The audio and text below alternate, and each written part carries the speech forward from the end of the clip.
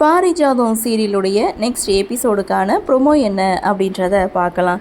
சொன்ன பொய்யை மெயின்டைன் பண்ணணும், ஆனால் இவங்க பண்ணுற ஆக்டிங்கில் மாட்டிப்பாங்க போல். இசை, ராகவ் இவங்க 2 பேரும் ஆஃபீஸ்க்கு போயிட்டு வீடு திரும்புகிறாங்க. உடனே விஷால் இசையை பார்த்து உட்கார வச்சு ஜூஸ் வாங்கி கொடுத்தீங்களா, இளநீ வாங்கி கொடுத்தீங்களான்னு சொல்லி ஓவராக ஆக்டிங்கை கொடுக்குறாங்க.